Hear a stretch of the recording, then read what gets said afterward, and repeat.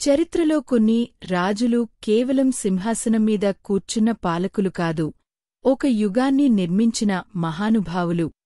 అలాంటి మహారాజు మన తెలుగు గర్వకారణం శ్రీకృష్ణదేవరాయలు. ఆయన కాలం నిజంగా ఒక స్వర్ణయుగం.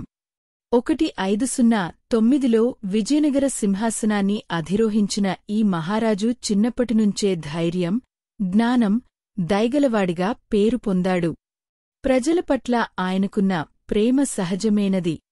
ఆ కాలంలో చుట్టుపక్కల రాజ్యాల నుండి ఎన్నో సవాళ్లు ఎదురయ్యాయి. గోల్కొండ, బిజాపూర్, ఒడిశా వంటి రాజ్యాలపై ఆయన విజయాలు సాధించారు. సైన్యాన్ని బలపరిచి ప్రజలకు భద్రత కల్పించారు.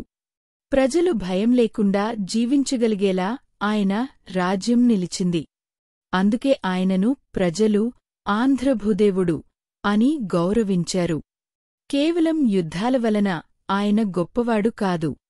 కళల పట్ల ఆయనకున్న ప్రేమ ఆయనను శాశ్వతంగా గుర్తింపజేసింది. ఆయన ఆస్థానంలో అష్టదిగ్గజాలు కవిత్వం మరియు జ్ఞానం గర్వంగా వెలిగించారు. అలసాని పెద్దన, నందితూరి తిమ్మన్న, తెనాలి రామకృష్ణ వంటి మహాకవులు ఆయన దర్బారును అలంకరించారు. ఈ రాజు స్వయంగా కవిత్వం రాసినవాడు.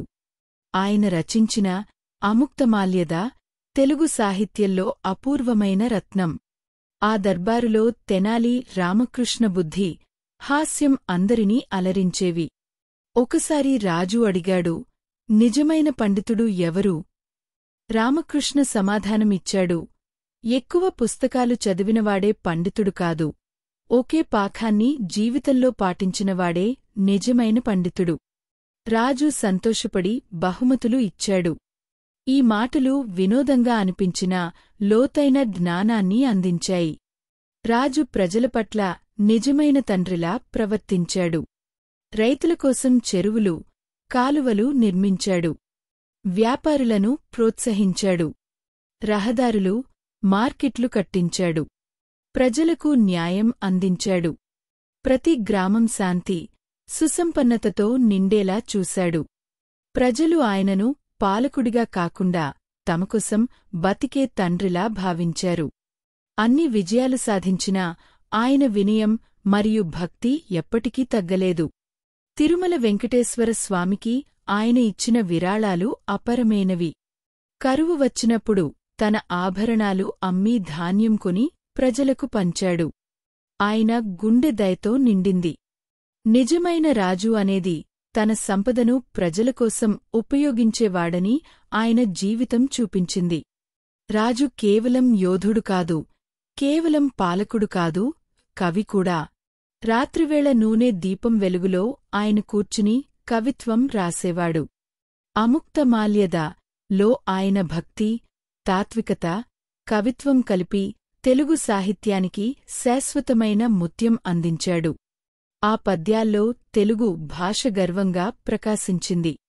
తన చివరి రోజుల వరకు ప్రజల కోసం పనిచేసిన ఈ మహారాజు చివరికి ఒక గొప్ప వారసత్వాన్ని వదిలివెళ్లాడు. రాజు సంపద తనకోసం కాదు, ప్రజలకోసం అని ఆయన బోధించాడు.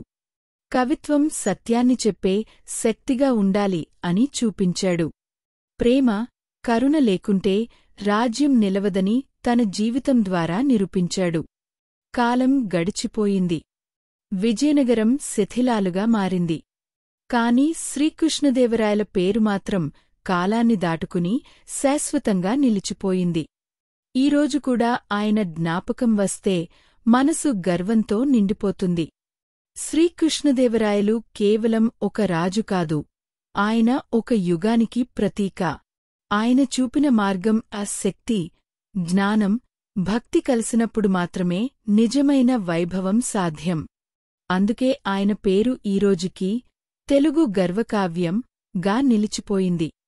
ఈ కథ నచ్చితే లైక్ చేయండి, షేర్ చేయండి. మరిన్ని తెలుగు చరిత్ర మరియు ఆధ్యాత్మిక కథల కోసం జీవనా వేదం సబ్స్క్రైబ్ చేయండి. జీవనవేదం, జీవనానికి జ్ఞాన మార్గం.